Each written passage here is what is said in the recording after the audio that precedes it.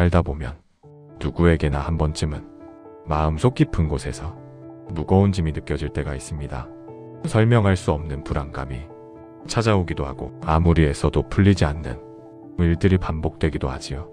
밤이면 잠 못 이루고 낮에는 무언가에 쫓기듯 바쁘게 살아가면서도 마음 한편엔 늘 공허함이 자리하고 있습니다. 혹시 지금 이런 마음으로 이 영상을 보고 계신 건 아닌지요? 괜찮습니다. 그것은 그대만의 고통이 아닙니다. 우리 모두가 살아가면서 겪는 보편적인 아픔이지요.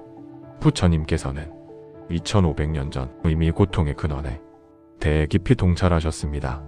그리고 그 고통에서 벗어나는 길을 우리에게 자비롭게 알려주셨지요. 오늘 이 시간 우리는 부처님의 가르침을 통해 업장이 무엇인지 그리고 그것을 어떻게 소멸시킬 수 있는지 함께 살펴보려 합니다. 부처님께서 제자들과 나누셨던 깊은 대화 속으로 조용히 들어가 보시지요. 어느 이른 아침이었습니다. 동쪽 하늘이 희미하게 밝아오는 시각, 부처님께서는 제자들과 함께 숲길을 거닐고 계셨습니다. 새벽 이슬이 풀잎마다 맺혀있고 아직 깨어나지 않은 세상은 고요하기만 했지요. 그때 한 제자가 부처님께 다가와 물었습니다. 스승님, 저는 늘 불안하고 마음이 무겁습니다. 아무리 선한 일을 하려 해도 제 마음대로 되지 않고 나쁜 생각들이 자꾸만 떠오릅니다. 이것이 제 업장 때문인가요? 부처님께서는 잠시 걸음을 멈추시고 연못가로 제자를 이끄셨습니다. 잔잔한 연못 위로 아침 햇살이 부드럽게 비치고 있었지요. 그대여, 저 연못을 보거라. 부처님께서 조용히 말씀하셨습니다. 연못물이 맑아 보이는가? 제자가 대답했습니다. 예, 스승님, 바닥까지 훤히 들여다 보입니다. 그러자 부처님께서는 작은 돌멩이 하나를 집어 연못에 던지셨습니다. 돌멩이가 물속으로 가라앉으며 물결이 일었고 맑았던 연못 표면이 을렁이기 시작했습니다. 이제는 어떠한가? 물결이 일어 바닥에 잘 보이지 않습니다. 잠시 기다려보거라. 시간이 흐르자 물결은 점차 잔잔해졌고 연못은 다시 고요해졌습니다. 바닥의 돌멩이까지 선명하게 보였지요. 부처님께서 말씀하셨습니다. 업이란 바로 이 돌멩이와 같은 것이니라. 우리가 생각하고 말하고 행동할 때마다 하나씩 던져지는 돌멩이지, 그 돌들이 쌓이고 쌓여 연못 바닥을 덮으면 우리 마음의 본래 맑음을 가리게 되느니라. 제자가 물었습니다. 그렇다면 스승님, 이미 던져진 돌들은 어떻게 해야 합니까? 영원히 바닥에 남는 것입니까? 부처님께서는 자비로운 미소를 지으셨습니다. 아니니라. 물은 스스로 정화하는 힘을 가지고 있느니라. 다만 우리가 계속해서 돌을 던지며 물을 흐리면 물은 맑아질 시간을 얻지 못하지. 업장 소멸이란 더 이상 돌을 던지지 않고 물이 스스로 맑아지도록 고요히 기다리는 것이니라. 그 순간 제자의 얼굴에 깨달음의 빛이 스쳤습니다. 그렇다면 스승님, 업장 소멸은 무언가를 더하는 것이 아니라 멈추고 고요해지는 것이군요. 그렇느니라.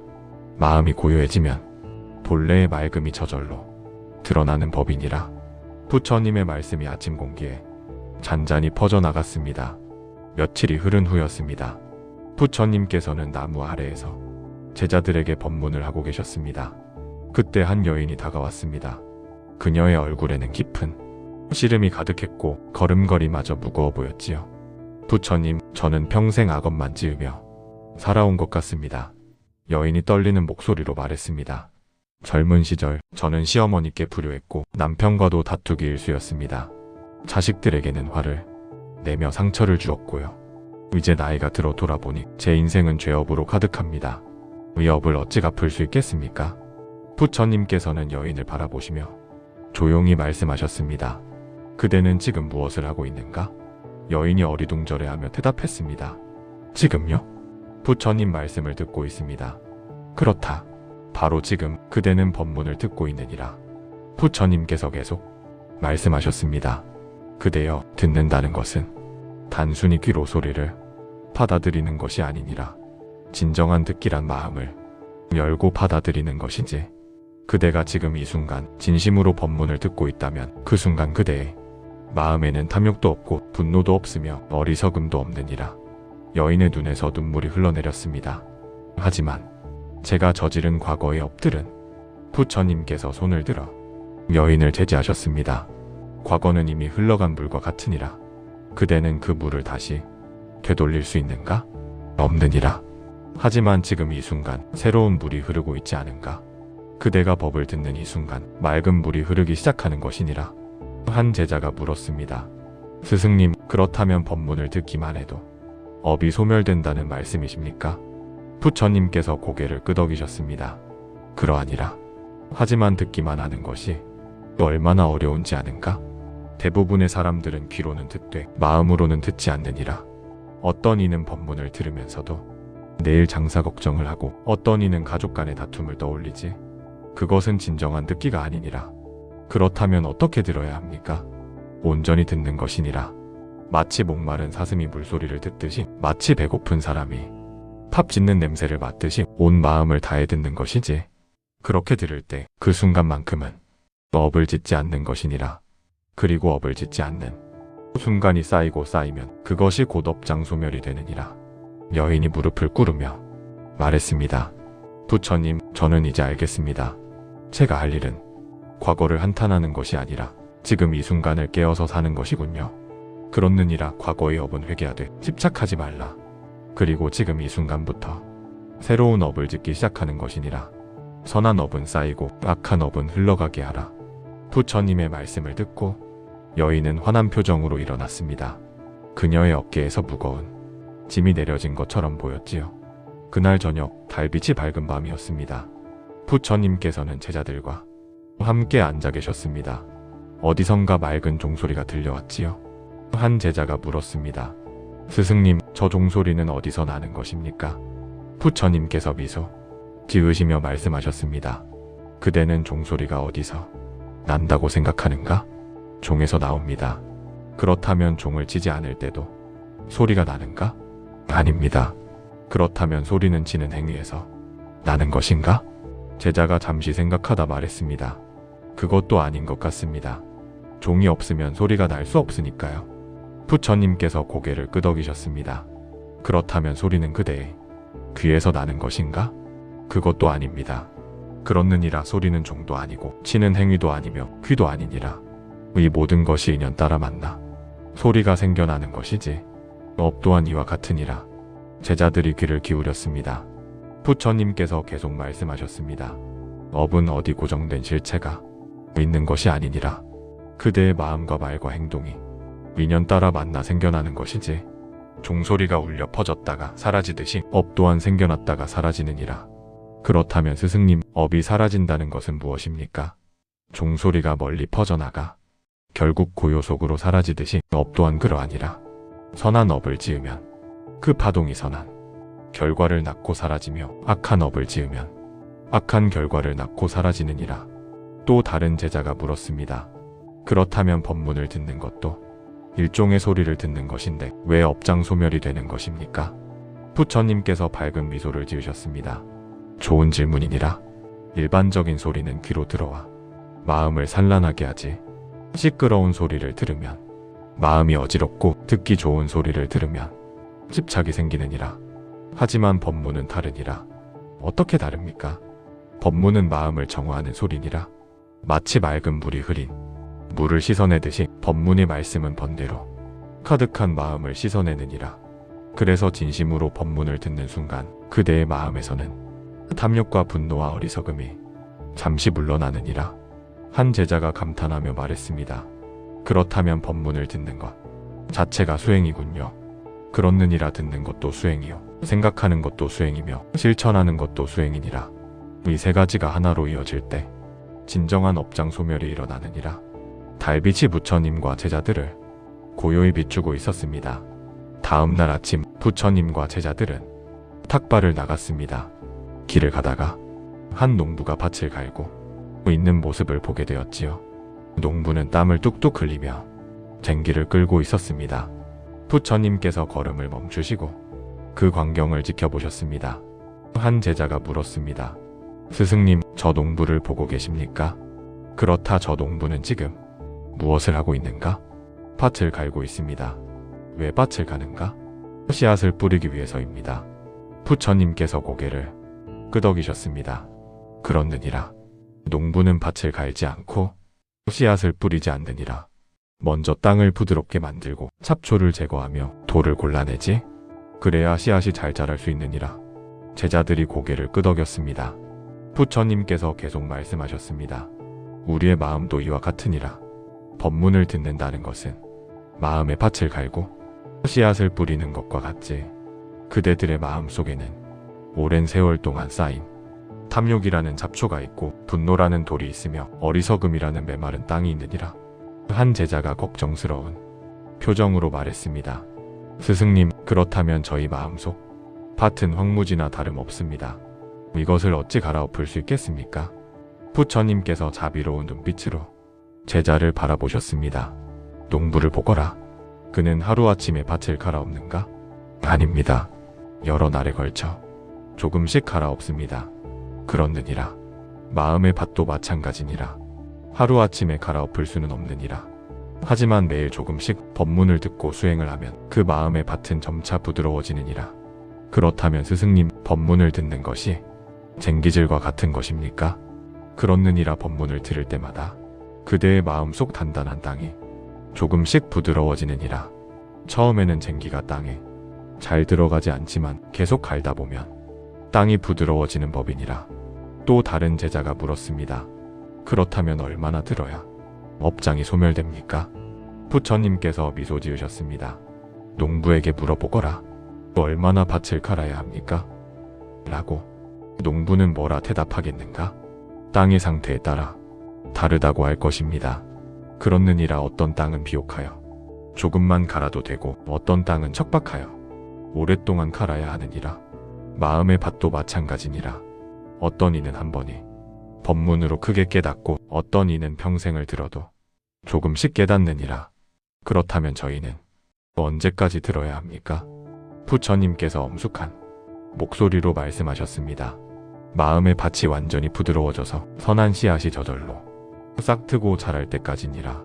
그때가 되면 더 이상 애써 갈지 않아도 마음은 저절로 선을 향해 흐르느니라. 제자들은 숙연한 마음으로 부처님의 말씀을 새겼습니다. 농부는 여전히 묵묵히 밭을 갈고 있었고 흙냄새가 아침 공기를 가득 채웠습니다. 며칠 후 한 제자가 부처님께 다가왔습니다. 그의 얼굴에는 의문이 가득했지요. 스승님, 저는 매일 법문을 듣고 염불을 하며 수행하고 있습니다. 하지만 제 업장이 소멸되고 있는지 어떻게 알 수 있습니까? 눈에 보이는 변화가 없어 답답합니다. 부처님께서는 제자를 데리고 큰 나무 아래로 갔습니다. 그 나무는 오래되고 웅장했지만 줄기 일부가 썩어 있었습니다. 이 나무를 보거라. 이 나무는 오래되어 병들었느니라. 하지만 보거라. 새순이 돋아나고 있지 않은가? 제자가 자세히 보니 정말로 여기저기 연한 초록빛 새순이 돋아나고 있었습니다. 예, 스승님. 새순이 보입니다. 이것이 바로 나무가 살아있다는 증거니라. 비록 일부는 썩었지만 생명력은 여전히 흐르고 있느니라. 업장 소멸도 이와 같으니라. 어떻게 같습니까? 부처님께서 조용히 설명하셨습니다. 그대의 옛 업은 쉽게 사라지지 않느니라. 마치 저 썩은 부분처럼 오랜 세월 쌓인 업은 서서히 소멸되지.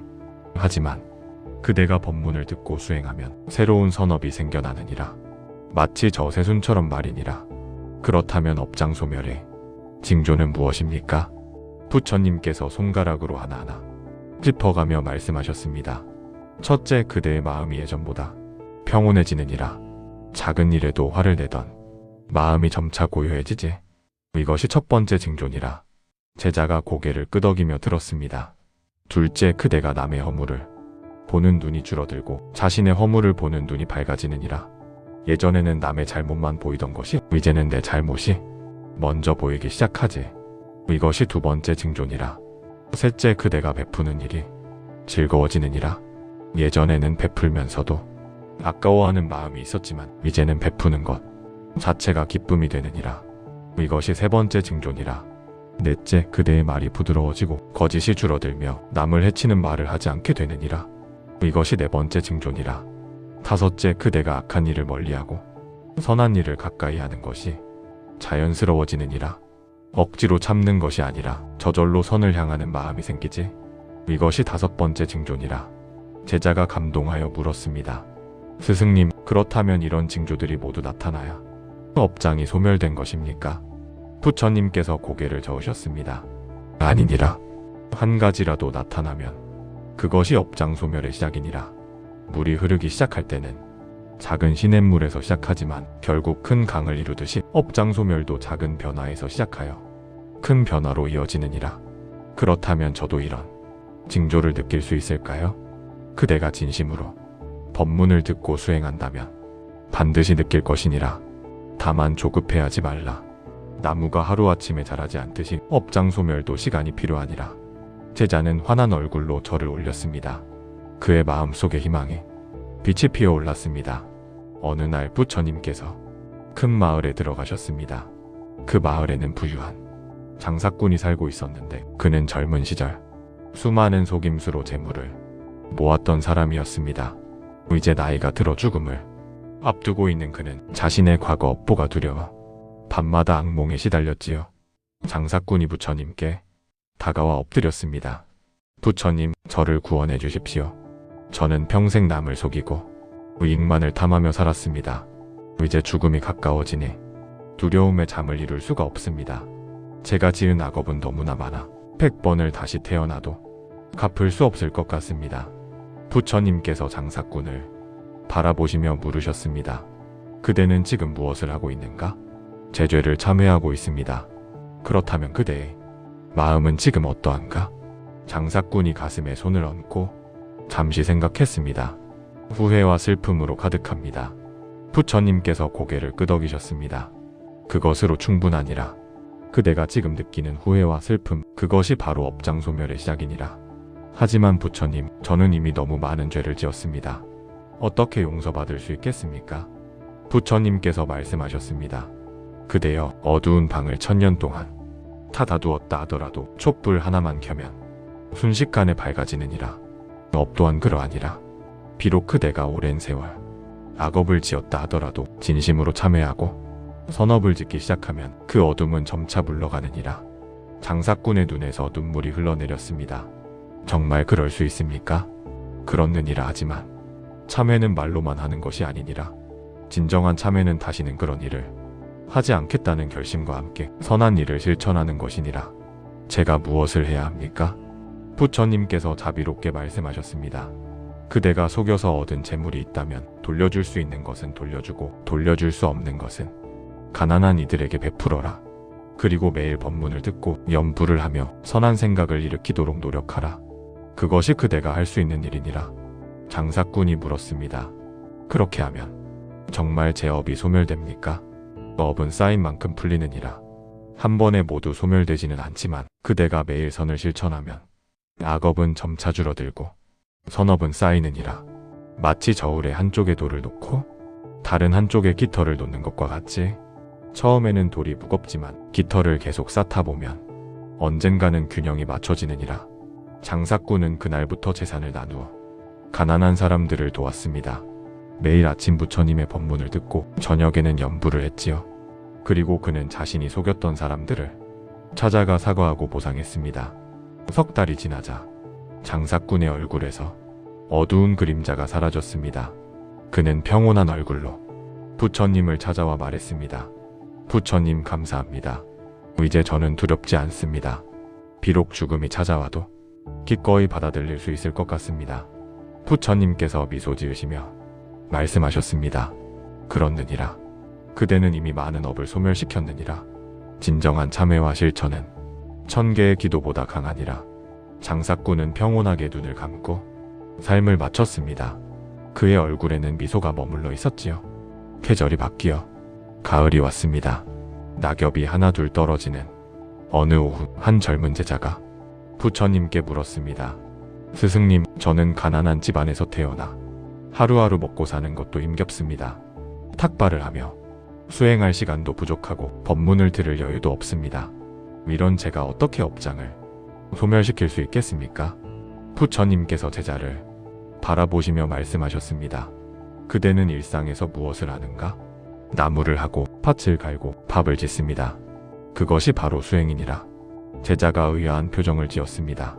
나무를 하고 밭을 가는 것이 어찌 수행입니까? 부처님께서 설명하셨습니다. 그대여 수행이란 특별한 곳에서 특별한 일을 하는 것이 아니니라. 일상의 모든 순간이 수행이 될 수 있느니라. 나무를 할 때 온 마음을 다해 나무를 하고, 밭을 갈 때 온 마음을 다해 밭을 갈며, 밥을 지을 때 온 마음을 다해 밥을 짓는다면 그것이 곧 수행이니라. 하지만 그것이 어떻게 업장소멸과 연결됩니까? 업은 마음에서 생겨나느니라. 그대가 나무를 하면서 나는 가난해서 불행하다라는 생각을 하면 그것이 악업이 되느니라. 하지만 나는 지금 나무를 하며 수행하고 있다라는 생각으로 감사하며 한다면 그것이 선업이 되느니라. 또 다른 제자가 물었습니다. 그렇다면 스승님, 일상의 모든 일이 업장소멸의 기회가 될 수 있다는 말씀이십니까? 그렇느니라. 아침에 눈을 뜨는 순간부터 밤에 잠들기까지 모든 순간이 기회니라. 물을 마실 때도, 걸을 때도, 말할 때도, 심지어 숨 쉴 때도 업장소멸은 일어날 수 있느니라. 어떻게 그럴 수 있습니까?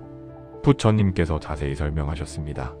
물을 마실 때 이 물을 주신 모든 인연에 감사합니다 라고 생각하며 마시면 그 순간 탐욕이 사라지고 감사가 생겨나느니라. 걸을 때 나는 지금 이 땅을 밟으며 걷고 있다라고 깨어있으면 그 순간 망상이 사라지고 알아차림이 생겨나느니라. 제자들이 감탄하며 들었습니다. 말할 때도 거짓이나 악담이 아닌 진실하고 부드러운 말을 하려고 노력하면 그 순간 악업이 소멸되고 선업이 쌓이느니라. 숨을 쉴 때도 들숨에는 평화가, 날숨에는 번뇌가 나간다라고 관하면 그것이 곧 업장소멸이니라. 젊은 제자의 얼굴이 밝아졌습니다. 그렇다면 스승님, 저도 일하면서 수행할 수 있겠군요. 그렇느니라. 오히려 일상 속에서의 수행이 더욱 중요하니라. 법당에서만 착한 사람이고 밖에 나가면 악한 사람이 되는 것은 진정한 수행이 아니니라. 일상의 모든 순간, 모든 행위에서 선을 실천하는 것, 그것이 진정한 업장소멸이니라. 부처님께서 마지막으로 말씀하셨습니다. 그대들이여 기억하라. 업장소멸은 멀리 있지 않느니라. 바로 지금 이 순간 그대들의 마음속에 있느니라.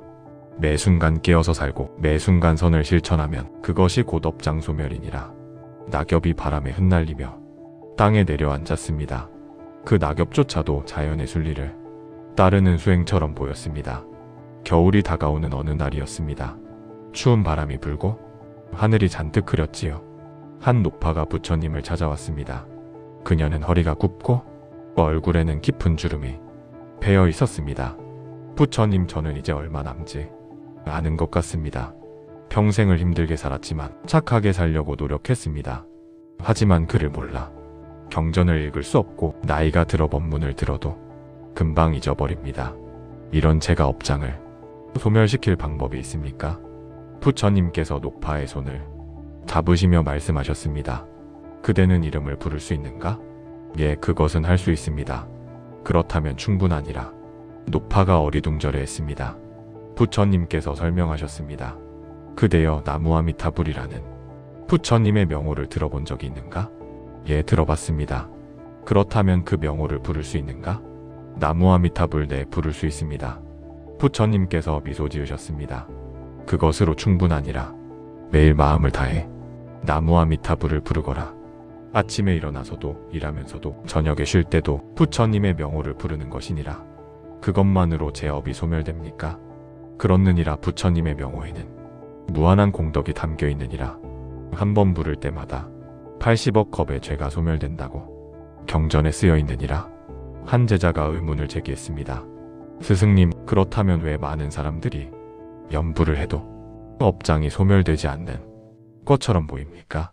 부처님께서 제자를 바라보시며 말씀하셨습니다. 좋은 질문이니라. 염불은 입으로만 하는 것이 아니니라. 마음으로 해야 하느니라. 무슨 뜻입니까? 어떤 이는 입으로는 나무아미타불을 외우면서도 마음으로는 다른 생각을 하느니라. 돈 걱정을 하거나 누군가를 원망하거나 세속의 욕심을 부리지 그것은 진정한 염불이 아니니라. 그렇다면 어떻게 염불해야 합니까? 부처님께서 차분히 설명하셨습니다. 염불할 때는 온 마음을 부처님께 향하는 것이니라. 나무아미타불을 부를 때 그 순간만큼은 다른 모든 생각을 내려놓고 오직 부처님의 자비와 광명을 떠올리는 것이지, 그렇게 할 때 그대의 마음은 부처님이 마음과 하나가 되고 그 순간 업장이 소멸되느니라. 노파가 물었습니다. 저는 그를 몰라. 부처님의 모습을 그릴 수도 없습니다. 어떻게 떠올립니까?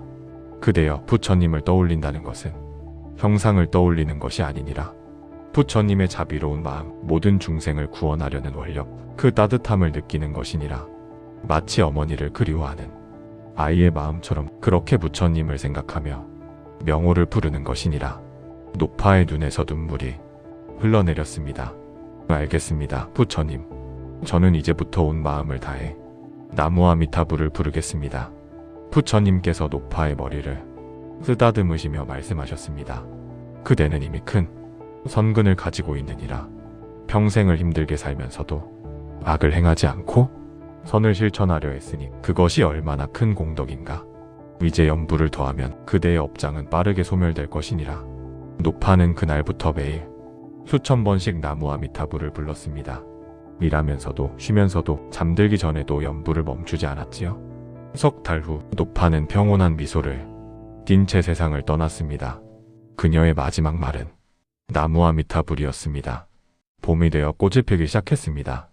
부처님께서는 제자들과 함께 산을 오르고 계셨습니다. 산 꼭대기에 도착하자 맑은 샘물이 고여있는 작은 연못이 보였습니다. 부처님께서 연못가에 앉으시며 제자들에게 말씀하셨습니다. 이 연못을 보거라. 무엇이 보이는가? 제자들이 차례로 대답했습니다. 물이 보입니다. 하늘이 비쳐 보입니다.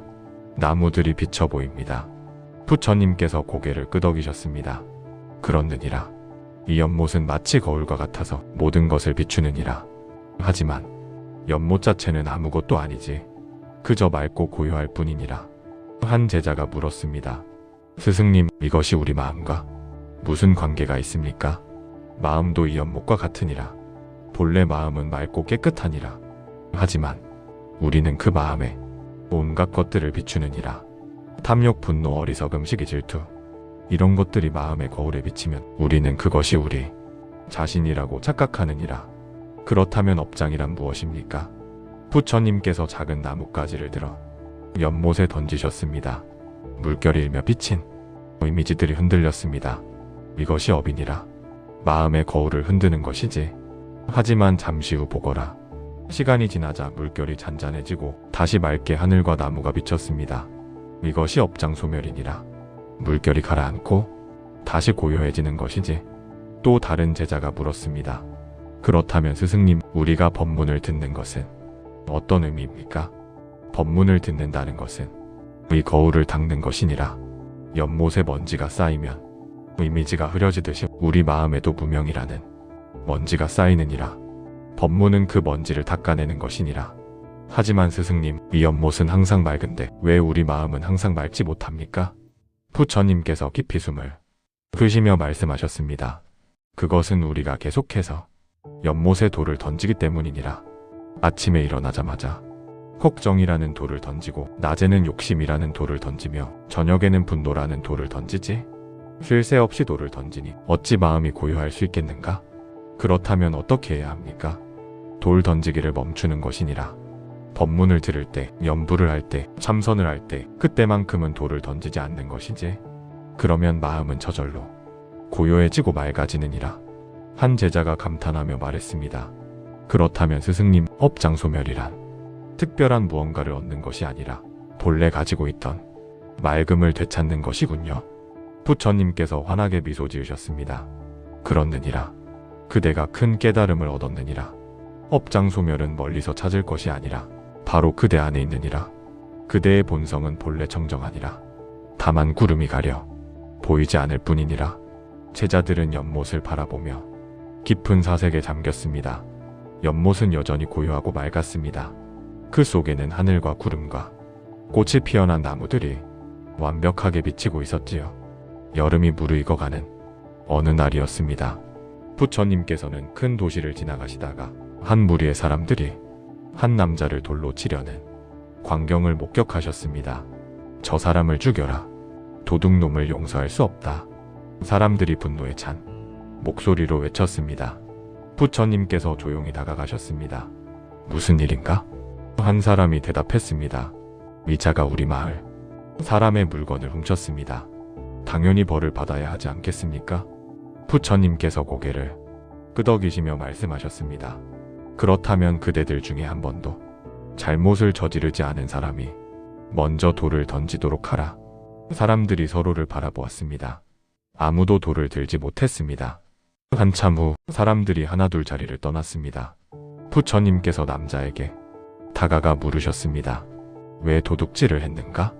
남자가 고개를 숙이며 대답했습니다. 부처님, 저는 배가 고팠습니다. 병든 어머니와 어린 동생을 먹여 살려야 하는데 일자리를 구할 수가 없었습니다. 그래서 잘못을 저지르고 말았습니다.